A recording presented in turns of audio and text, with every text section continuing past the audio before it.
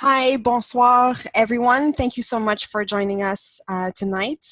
Welcome to our webinar on 10 tips to be a social media advocacy guru. My name is Melissa Dubé, and I'm the Public Engagement Coordinator at Results Canada. And tonight's webinar will also be presented to you by my colleague, Emma Hamilton-Clark, who is our in-house communications expert.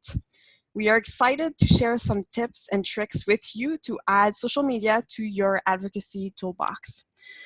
We also wanted to take the opportunity to thank you all for letting us know ahead of time what you were hoping to learn as part of this webinar. We've tried to tailor this webinar as much as possible to all of your needs, but know that we have people with different levels of comfort on social media. So please bear with us and take the opportunity at the end to ask questions if you wish to explore further a certain aspect that perhaps was less covered. But before getting started, let's quickly go over a bit of housekeeping. The webinar, as you can tell, is in English, but note that questions and comments in French are welcome. The webinar will altogether not run longer than 1 hour. It is being recorded, and everyone who has registered will receive a link to the recording in their email box within the next few days following the webinar. So it's time to sit back, take the opportunity to just take it all in, and the content will be shared with you again as soon as we can. Everyone is muted, or I hope that you are all muted so that we can ensure the best experience possible for everyone. If there is anything at any time, please use the chat box. There will be time allocated again at the end for you to ask any questions that you may have. As we have folks on the line who may not be familiar with Results Canada, allow me to also give you a brief overview of who we are. As a national nonprofit grassroots advocacy organization, we believe in empowering engaged citizens to use their voices to influence the political will to end extreme poverty in the global south. We combine the voices of our volunteers with strategic advocacy efforts to leverage resources for programs and improved policies that give people living in poverty the health, education, and opportunity they need to thrive. Whether it's through writing letters to the editor, taking it to social media, or engaging with candidates or members of parliament, our passionate volunteers succeed in having an impact in the world. Today, we have, or rather tonight, depending on where you are, we have the opportunity to expand our skills by exploring how social media can be an effective tool in your advocacy toolbox. While our examples will put emphasis on Results Canada's work, you'll still be able to apply the tips to your own reality, and perhaps this might even inspire you to get involved with us. So before we even get started in covering some tips that Emma has for us tonight, why are we even talking about doing advocacy on social media? Well, because Canadians are on social media, and that also means that so are companies and, of course, governments. In Canada, we're currently in pre-election period, and there's a reason why social media is a strong part of the political party's communication strategy right now. It's as simple as Canadians are on social media. In fact, 94% of Canadians are on at least one social media platform. Advocacy is very much so also about relationships, and nowadays relationships can be maintained through face-to-face interaction, but also via social media.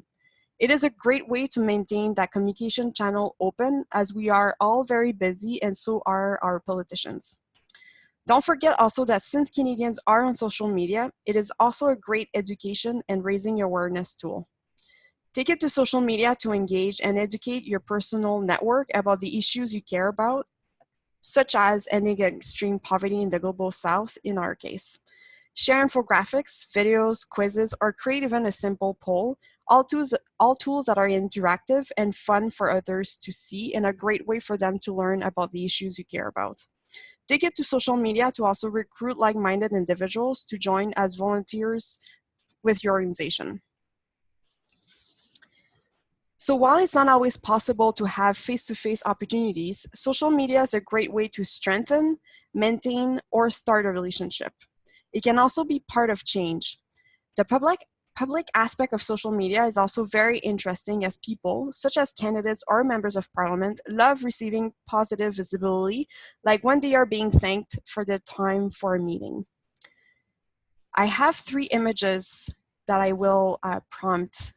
So those 3 images capture one of the above mentioned bullet points. So the first one, which is starting a relationship, is actually my very own experience. I met with my member of parliament face-to-face for the first time ever, and when I said my name without having to say anything else, the first thing he said to me was, "You are my Twitter friend." That was great, as I knew then he had also been listening and reading my concerns and what I cared about on social media even before we met in person. Needless to say that by hearing that at the beginning of a meeting, for me, it really helped start on the right foot, and I felt like I was being listened and heard. The second example is one of volunteers in Ottawa who met with Catherine McKenna while she was the Minister of Environment and Climate Change to talk about a postcard campaign currently taking place to show the Government of Canada that Canadians care about the fact that 821 million people go to bed hungry. This was one of a few face-to-face encounters with Catherine McKenna and enhanced the relationship that exists between her and her constituents who care about ending extreme poverty. The third example is one of a volunteer with Grandmothers Advocacy Network and a friend of Results Canada who asked her Member of Parliament to convey a message. As you can see, the Member of Parliament then agreed to pass it along to the then Minister of International Development. Through social media, you can contribute to having impact. Remember, social media is a tool within your advocacy toolbox, and different tactics should be used to build and maintain that relationship. If you know your candidate or your member of parliament, you will also eventually know what they respond best to. Social media is one tool amongst a variety of tools to be used when doing advocacy. It's one tool that adds to the combined voices and actions, and when we want to create change, it's important to come together and use different tactics, from advocating on social media to writing letters to the editor to meeting with your members of parliament.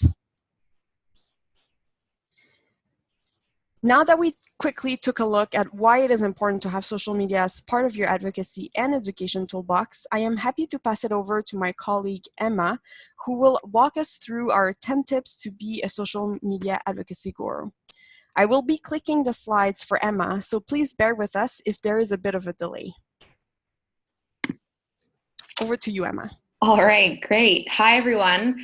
Thank you, Melissa, for giving such a great background and intro on why social media is such a great place to engage in advocacy and such a powerful space to create change.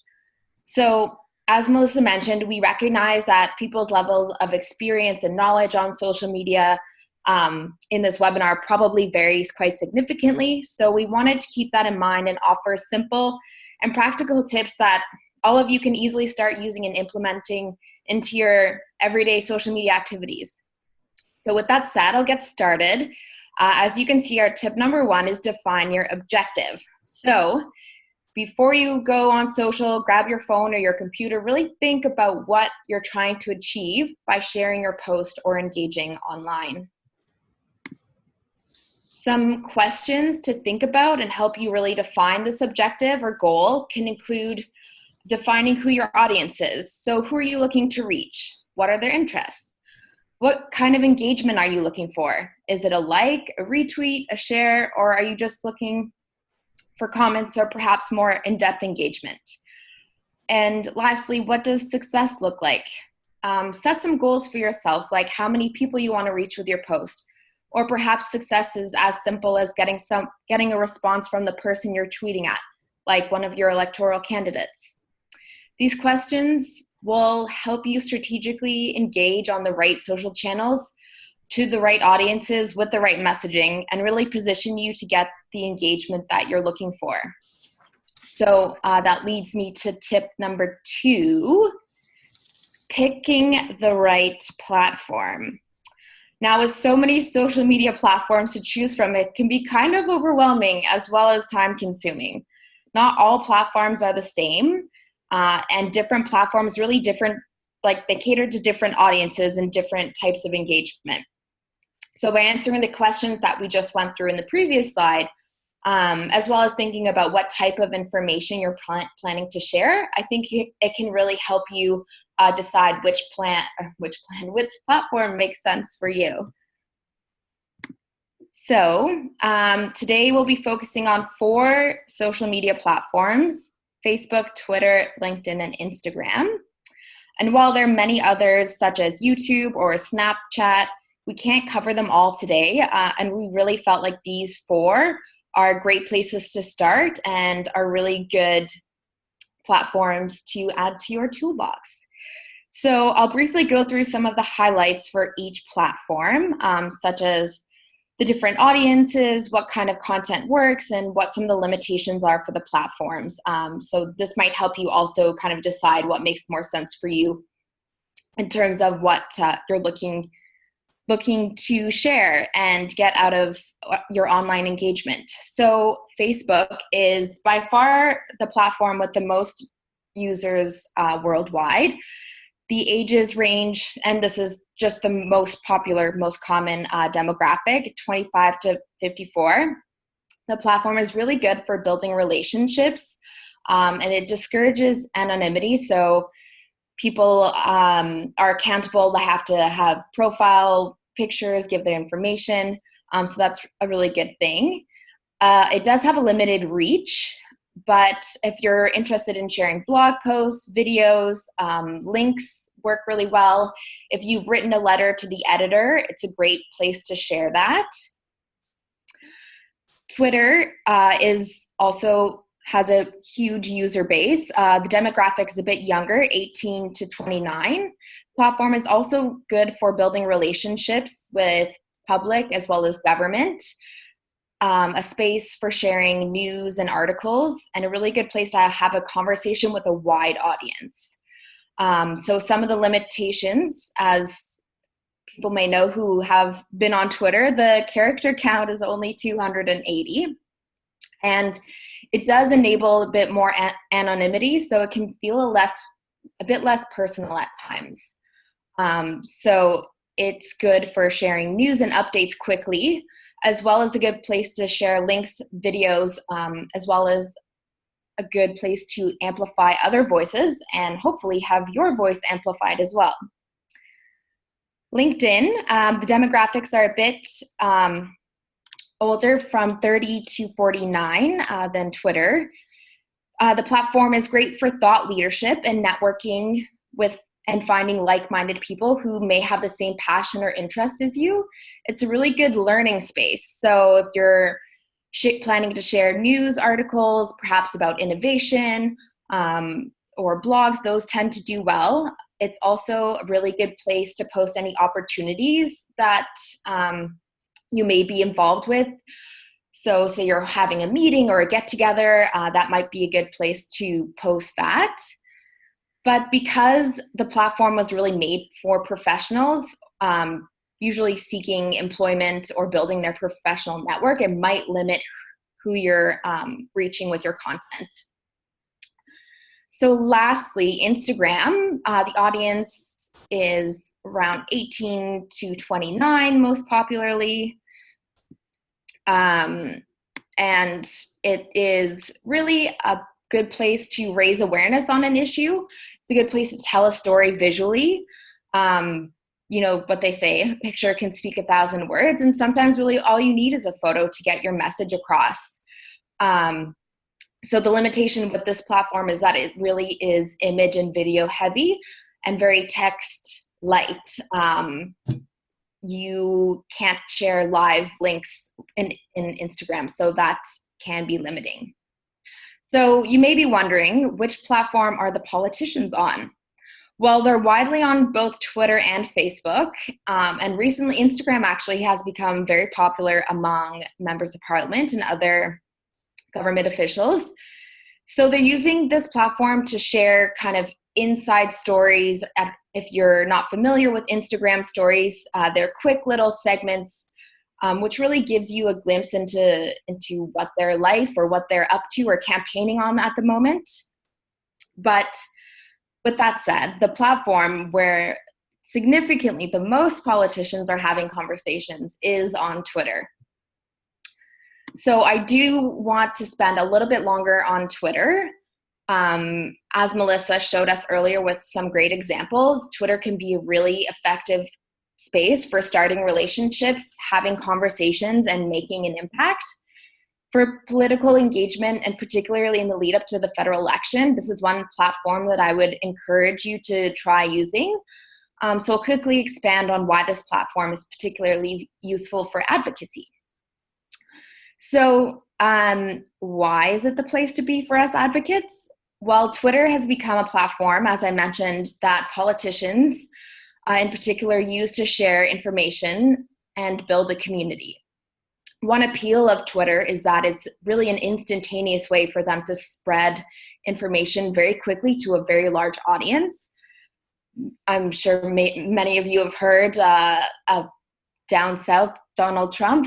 He tends to, that's the way he mainly communicates is over Twitter. So really at the touch of their fingertips and yours, you can send a message to millions of people. So what better way to get in touch with them really than the platform that they're already actively monitoring and posting on? So Twitter is very news-centric, and Twitter can often news can break over Twitter by people at the scene as well as from news sources. And not only that, but journalists themselves look to Twitter for news stories. If you look at the post on the left, Justin Trudeau actually announced $50 million to fund education over Twitter. So it's kind of crazy, but it really is the place to be to get this kind of breaking news. And according to Hootsuite, 71% of Twitter users actually are reading their news there. So really, all in all, it makes for a great platform to share and spread your news. So not only that, but Twitter provides direct access to anyone on the platform. So I mentioned before that it's not, it's a very public platform. So if you have a profile, unlike other social media platforms, you have very limited privacy settings. It's a very, very public platform to be on. And we'll go into a bit later about how you can make sure you're taking advantage of this direct access to people on Twitter. So finally, I just want to drive home that it really is a key channel to engage with decision makers. Almost all of the 193 UN member states have an official presence on the platform, as well as all but 6 governments, national governments around the world. So as you're deciding who to vote for the upcoming election, maybe go check out your electoral candidates' Twitter pages. You'll likely have an idea of what they've been up to, what their issues are that they're campaigning on, and maybe even reach out to them. So now that you've picked your platform, it's time to create your content, which leads us to tip number 3, include a call to action. So part of defining your objective was thinking about what type of engagement you're looking for. Do you want someone to click on your link or read your article? Do you want them to perhaps sign a petition? When using social media as a tool to educate and raise awareness on your issue, tell people why they should care and then what they can do about it with a call to action.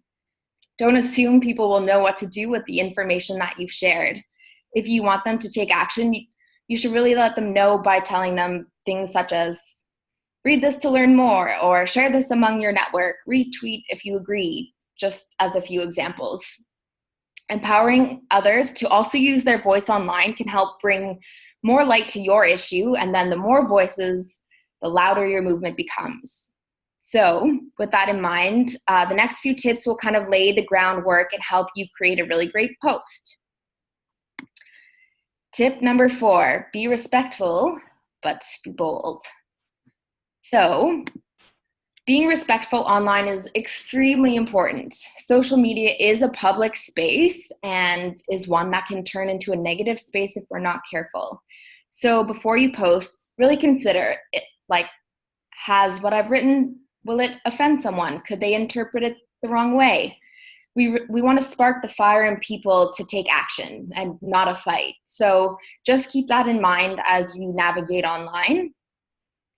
And to do this, you can be mindful of your tone and your language and make your content more accessible to more people by avoiding using acronyms or industry-specific language. And some discussions are just not worth having on social media. If you're sensing that someone is not willing to listen, then sometimes it's better just not to respond. In the end, it's your social account. It's your voice, your thoughts and opinions. So use this platform to use your voice for good and be bold at the same time. So, what consists of a good social post? Well, one thing is definitely for sure. Aim to keep it short. So when you're creating relevant, interesting content that's easy to understand, it takes practice. The last thing you want to do is overcomplicate your post at the risk of your message getting lost. One way to do that is to keep your post as short as possible. With limited space, keep it to one thought or idea. And as I mentioned, avoid using jargon or acronyms that people may not understand. When something's short, punchy, and to the point, people are often more likely to share. This Sept example is short, to the point, and clear, and I really enjoyed it. So what is the ideal length? Well, it varies from platform to platform. Facebook, Instagram, and LinkedIn all cut off longer posts with the see more option. So to expand and read more. This extra step doesn't really seem like much, but it will actually drive down your engagement. So according to Hootsuite, these here are all the ideal lengths per platform. And you can see that they're all relatively short.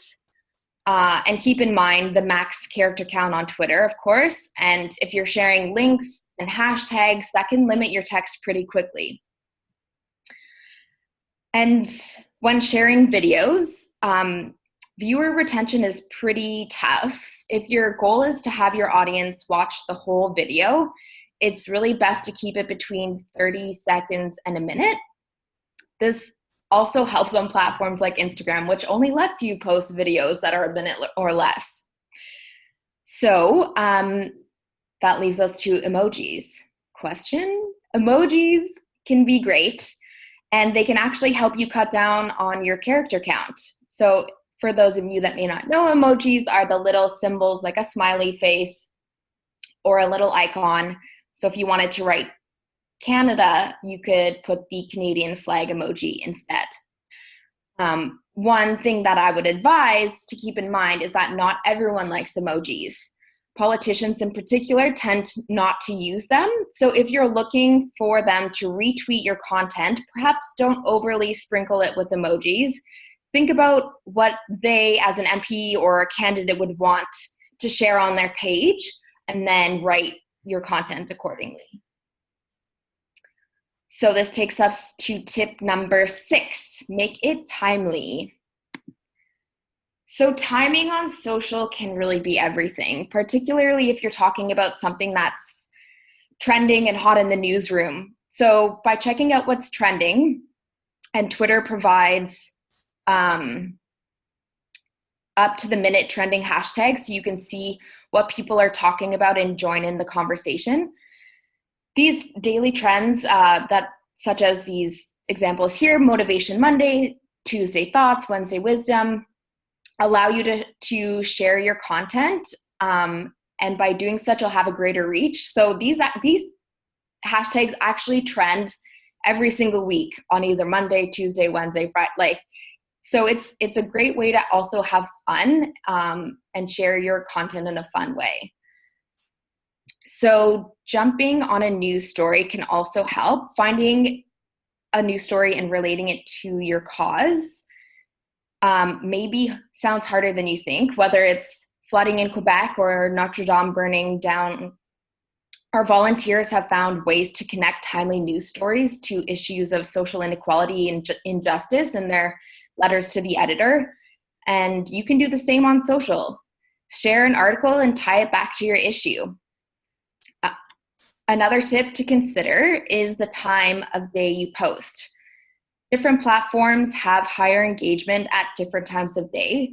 So while it is important to post right away on a hot issue of the day, or if you're in a part of a timely conversation, content that isn't time-bound can be shared at a more strategic time of day when your target audience is more likely to be online and see your content. So these are just some optimal times of day that varies per platform. You can see here. Generally, posting Monday through Thursday sees higher engagement. But if you're interested in learning more about this, I'll share a link to a great article that breaks it down by platform, by day, and by time in the chat box as well. So tip number 7 is to use visuals. People are visual creatures by nature, and visuals are just also easier to digest as well as easier to remember. It's actually proven that tweets with images get on average 35% increase in retweets. So it's a really easy way to increase your engagement. And I can tell you that for the last 6 months, Results Canada's top posts each month on Twitter, Facebook, and Instagram all had visuals. So it really does work. So your visual could be a photo, an infographic, a visual representation of a quote, or my personal favorite, someone holding up a sign. And so just keep in mind that humans are visual beings, and sharing that's something that is eye-catching can really quickly convey your message and increase your views. Now, if you're lacking photos of your own, please scroll through and use some of Results Canada's photos in our photo bank, which is available on our website to help with your advocacy work. And I think that leads us to tip 8. Now, we've already talked a bit about hashtags, but using the right hashtags can seriously help you up your social media game. Using the right hashtags can help your post gain more impressions and reach more people by helping them to discover your content.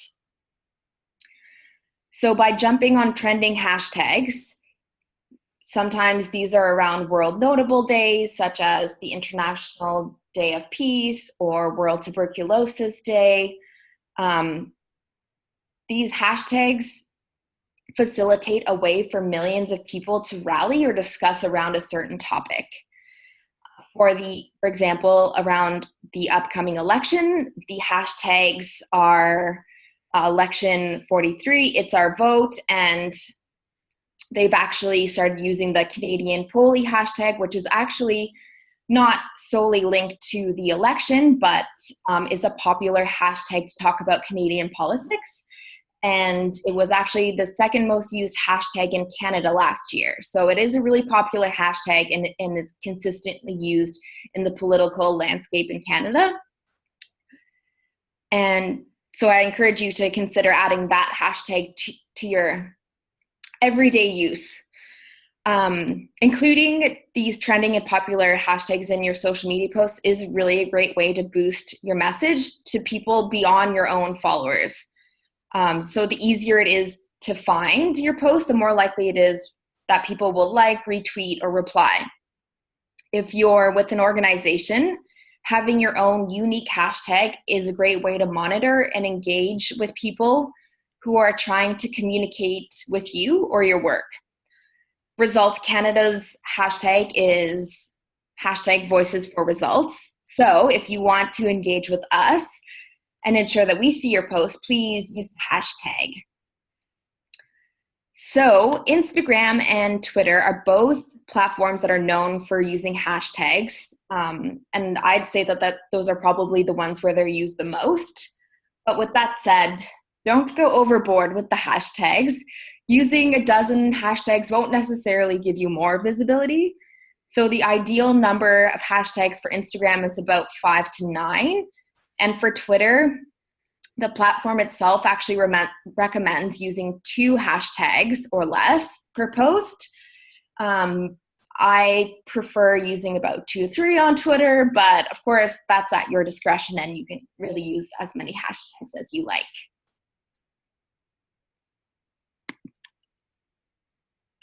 So tagging the right people. We're nearing the end. Tip number 9. So this is an important step to getting the attention of the right people, whether it's someone in the government, an organization, your electoral candidate, whoever you may be targeting with your post.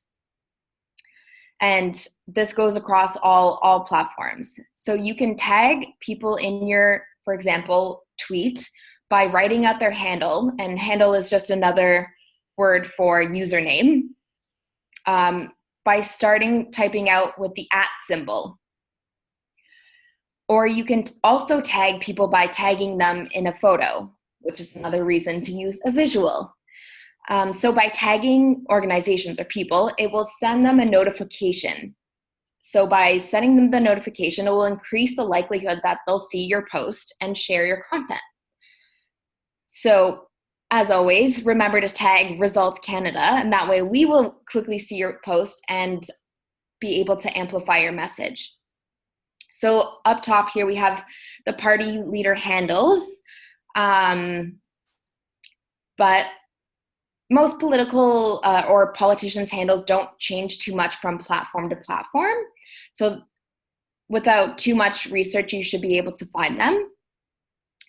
And a little tip for Twitter, if you're tagging someone, if you're starting your post by tagging them, make sure to put a dot period before tagging them. So if you were saying, Justin Trudeau, I care about Canadian aid, you would put point or period, Justin Trudeau, I care. Otherwise, without putting the dot before, it limits the reach of the tweet because the tweet won't get posted to your Twitter wall and it won't appear in people's general feeds. So that's just kind of a little extra tip there. So other than candidates and party leaders, who might you be tagging? Well, the media. Social media is a great place to build relationships, not only with politicians, but with the media. In fact, 83% of journalists use Twitter. And as I mentioned, is often the place where they go for their news source. So this platform really provides a unique access to reporters that traditionally the general public never had before. So if you do your research, find the reporters that are covering your issues and tweet at them and direct message them. I personally have experience doing this and it does work. I tweeted at a reporter trying to cover our efforts around World Tuberculosis Day. She wrote me back saying, I've notified our newsroom, and it was that simple. So if you or your organization doesn't have a huge following, one of the best things you can do is have someone else with thousands of followers say what you're thinking for you. The press really holds a huge microphone, so why not start building that relationship today?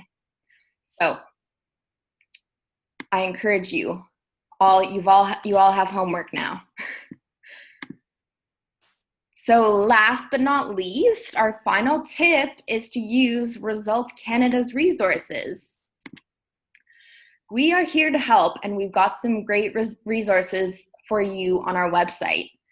So we've got some general social media tips on including how to join Twitter. So if this was a little bit kind of more than what you were looking for, and you want to take it a little bit back to joining a social media platform, I encourage you to check out that resource.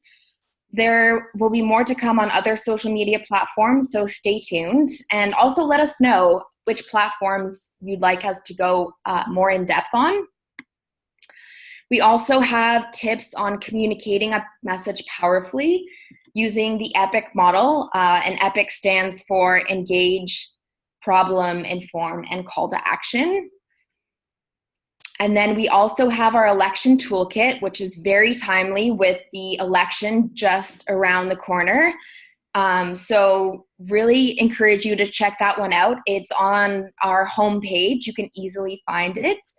And really provides great tips to help you engage with your candidates and talk about issues around Canadian aid. So definitely check that one out. And also, we're regularly sharing pre-crafted tweets related to the advocacy action of the month. So all you have to do is be logged into Twitter and hit the tweet button. Really, it's that easy. So that concludes. Just kidding, we've got a bonus tip. Since you've made it this far with us, we wanted to share one more tip, and that's to join our online community. So we welcome you to join us and tap into the power of an online community. They say that power lies in a lot of people sharing information in small groups, peer groups, that can really make something go viral. So think of it as an online word of mouth, if you will, where information is shared from trusted people in a place that can foster really positive exchanges where we can all learn and support one another. So we've just launched an online group on Slack, which you can find under the Get Involved tab on our website, and then following the Join a Results Group tab. And we also have a private Facebook group, which you can request to join via our Facebook page. And then, of course, I encourage you to follow us on social media on Instagram, Facebook, LinkedIn, Twitter, and engage with our channels. Don't forget to tag us and use our hashtag. And lastly, if this presentation webinar really inspired you to become more active online and really use your voice in a powerful way online, we're looking for online community leaders and members at the moment. So if you or someone you know is interested in volunteering their time, please reach out to Melissa.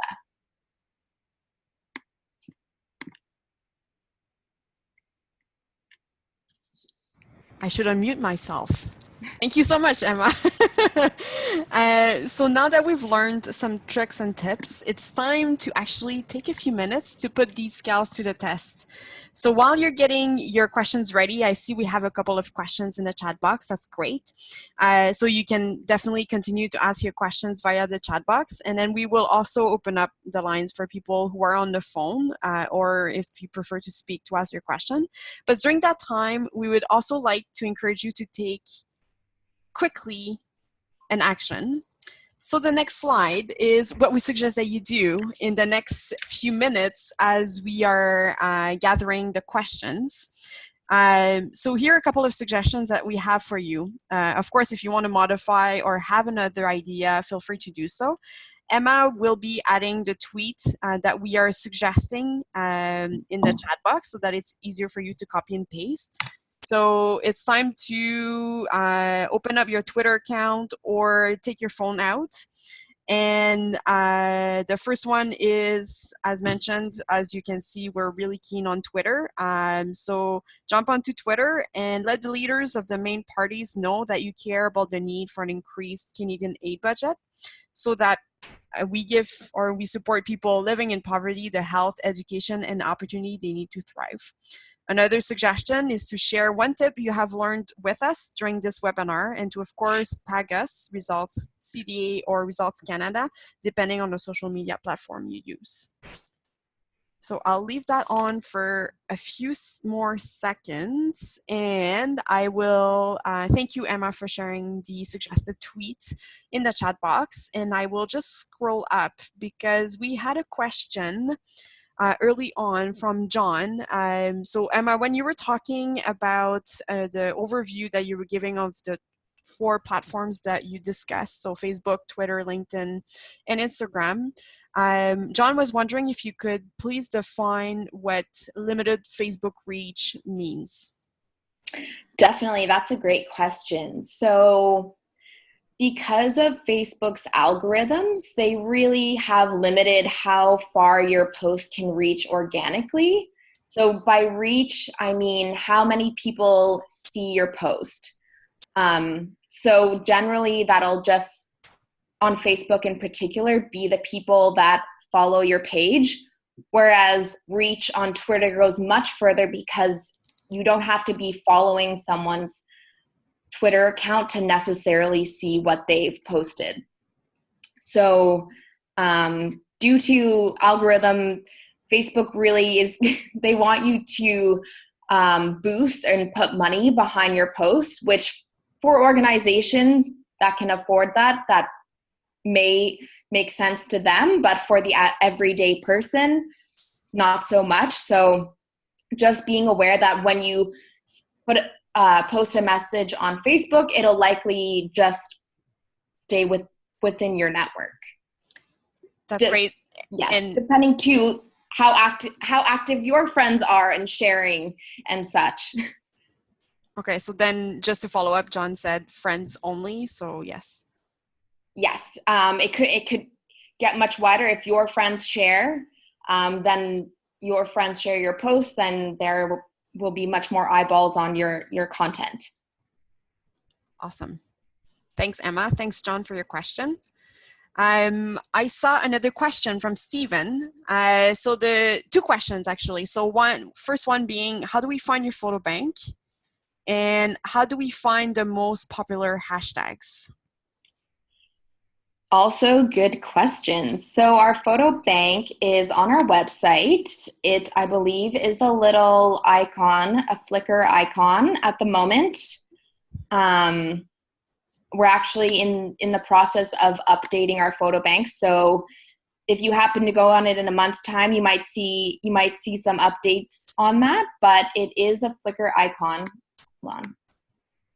Awesome. And if I may add as well, so everyone who has signed up to this webinar will, as I mentioned, receive a link to the recording of this webinar, and we will also include a few handy links. So I'll make sure that we include the direct link to the photo bank as well for everyone to get access to. And of course, I'll add our website and all of that. And then the second question, Emma, from Stephen was, how do we find the most popular hashtags? Right. And just to add, I just went to our website and the Flickr icon is two little dots alongside the other social media icons there, Stephen. And to find the most popular hashtags, if we're talking about Twitter, for example, if you go to the right, if you're looking on a browser, the right side of the screen will tell you what the top trending hashtags are in Canada, say, since we're in Canada. Were you interested in particular on a particular platform, or?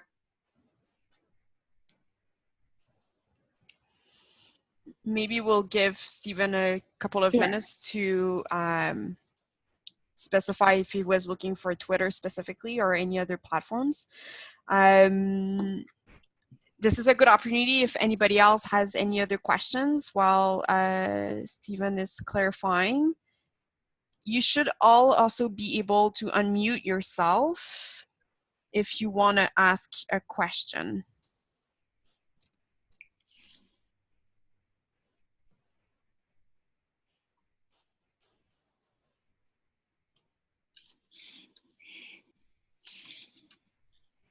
Awesome.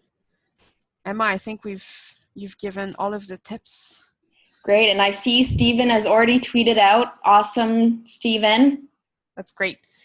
So two more questions came in. Can you explain the dot again, how and why to use it? So this was when you include the period ahead of a handle on Twitter. Sure, I can certainly do that. It's a little hard to explain just figuratively without being able to take you through the functionality of it, but say you have your tweet window open, ready, you're crafting your tweet. If you wanted to tweet at Justin Trudeau, so you write at Justin Trudeau, such and such. making sure to put the dot before you write out at JUST is important, because if you don't put the dot, the tweet, it really only lives, it will still live, but it won't get posted to your Twitter wall, and it won't appear in people's general feeds. So they won't just stumble across it. So it limits the reach of your post by not having the dot in front of the at sign when you're starting your tweet with a person's username. Awesome. Yes, thank you, Melissa. You just put it in the chat box for me. That's great. Thank you. Yeah, just 2 examples. And it's really when you want to start a tweet with tagging someone. So if it were, I care about Canadian 8, what about you, Justin Trudeau? Then you wouldn't need to put the period there. Yeah, so best practice, just don't start if unsure with the username. Yeah, awesome. And Stephen just clarified that he was looking indeed for hashtags for Twitter. Okay, awesome. Awesome. And so I'll move on to John's question, and then Stephen, I see you had just another question, so I'll get to yours just in a second. So John was asking, do you have any tips for small teams, just like Results Canada's small team? Yeah, we are a very small team, and social media can be very time consuming. So kind of thinking strategically about some of those questions at the beginning, really defining what you're looking to get out of your post. If you just want visibility to be on social media, that's one thing, but that will take a lot of your time. So I think if you really define a social media strategy with your team and say, look, we're only going to post 3 times a week on Facebook, 3 times a week on Instagram, and once a day on Twitter, and just set some limits for yourself so you don't overextend. Those are some tips I've learned. And yeah, are there any other areas in particular that you were interested in relation to social media, John? What about, do you find that scheduling posts ahead of time helps? Is it possible for all the 4 social media platforms that we discussed? Yes, that's a great point, Melissa. You can schedule posts in advance for free on Facebook, and you can use different scheduling platforms. I know some are pretty reasonable, such as Hootsuite, and that can also help with your time management of scheduling your posts in advance. And if obviously, the more timely posts that need to be done in the moment can be done ad hoc, but scheduling can really help you plan it in advance. That's great. And question that I think often people are wondering, if they are on Instagram, is it possible to schedule something ahead of time for Instagram? Through Hootsuite, yes, you can schedule in advance. I'm not sure exactly how much the fee is for that platform. Okay, excellent. Awesome, thank you. And Stephen had another question. So Emma, you mentioned Twitter wall. Can you perhaps expand on what you mean by Twitter wall? Yes, it is. So if you're in Twitter and you click on your profile, your little icon of perhaps it's your picture, Results Canada, it's our logo. That will show all of your recent retweets, your tweets.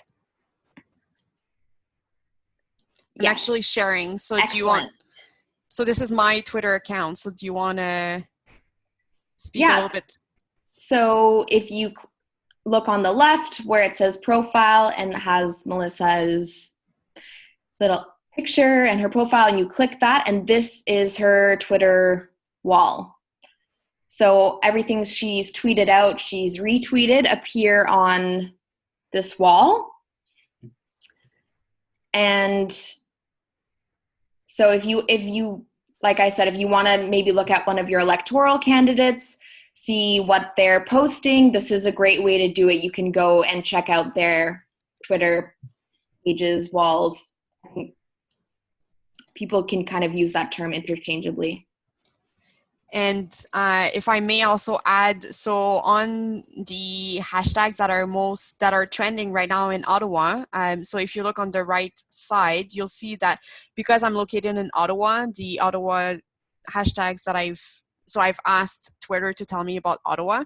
So currently, apparently, hashtag Survivor, hashtag The Masked Singer, and other things that I'm not sure what they are about. This is what's currently trending in Ottawa.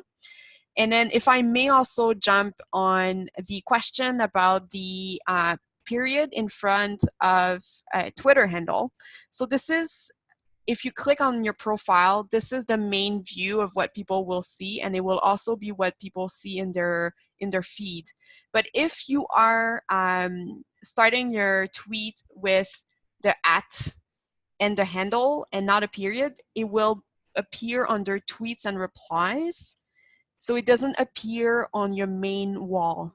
So I'm hoping that makes things a bit clearer. So presumably, when people will check you out, they will focus on the main wall, which is the tweets, and not the tweets and replies. I hope that's a bit clearer, and I hope I didn't misguide anyone on this, Emma. No, you are absolutely on the right track. Awesome.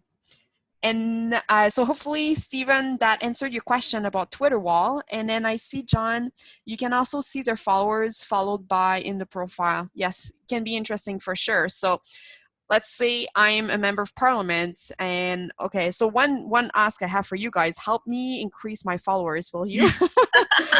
But if I am an MP and you wanted to see who I'm following, then you can take a look and then see. You can check out who's following me, who I am following, and there's also a nice little thing just on the left side above profile. There's a list.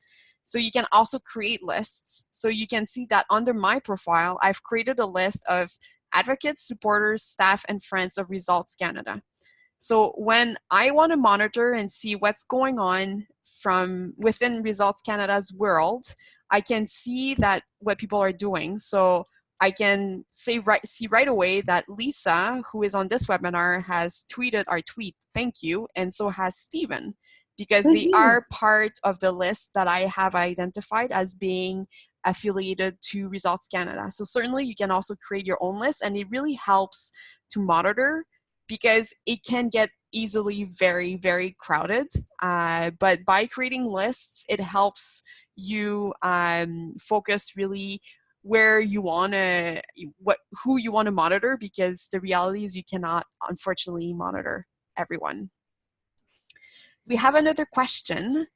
So would there ever be a time when we would not use a period dot?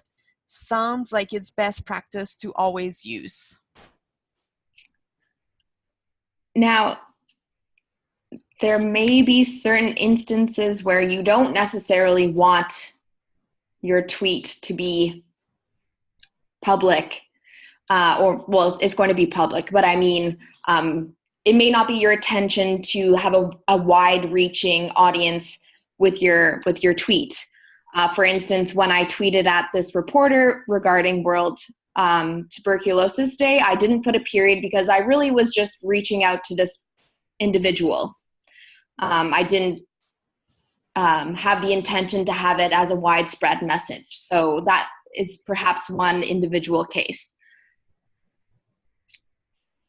But yeah, presumably if you want to raise awareness, you want to get your message out there, I Exactly. think for most times, if you are starting with your tweet with a handle, you'll want to include that period.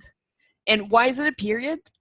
Because people decided that it would be a period, but you could include something else if you want it. It's as long as the tweet doesn't start with at and then the handle. Exactly. Yeah. Steven says hashtag voices for results versus at results CDA. So what is the difference, I think, is the question from Steven. Great question. So basically the difference between a hashtag versus tagging someone. So by tagging at results CDA, we will get a notification that you have tagged us. If you use the hashtag, you rely on me monitoring, or whoever it may be, monitoring the hashtag to see who's been engaging. So if you want to make sure that we see your post, please tag at results. And the hashtag is also a good way to search who's been talking about a certain subject or as a topic. So if you go into the search bar in Twitter and you type in hashtag voices for results, you will see all of the people who have been using this hashtag. So it kind of creates a living conversation of people who are sharing similar content by using the same hashtag. Awesome. I also find that, as you've said, Emma, during your presentation, taking a look at what's trending with hashtags is also a really nice way to discover new people, discover new organizations that clearly, if they're using the hashtag that you're interested in, you might be like-minded or you might have similar interests. So if you know of a hashtag like hashtag Canadian politics, I love politics, so I certainly check out that hashtag frequently. And then through that, because I don't know someone's Twitter handle, I might discover them by using the hashtag and by monitoring that. There are lots of very interesting conversations happening there. Definitely. So we have just a couple of minutes left. So that perhaps might cover the last questions that we could take tonight. So as I speak, if someone has a last thought or question, please feel free to include it in the chat box. So really what we have for you at this point is to really thank you for taking the time to be here with us tonight. It's 8:30 p.m. Eastern time for some of you, so I really appreciate that it's a bit late for some of us, but really appreciate you being all here. And we have a question in the chat box. Yes, absolutely. You will receive the link to the recording in your email inbox within the next few days. So absolutely, if you arrived late or if you want to listen to it again, take more notes, or if you want to share with colleagues, by all means, it's there for that. We're more than happy for you to review the recording. And in the email, we will also include a few more links if you want to take a look at the resources that we have available. So you have our website, you have our email. Thank you so much for being here and for asking great questions. And we certainly look forward to seeing you all on social media. Thank you, everyone. Thanks, Emma. Thanks so much.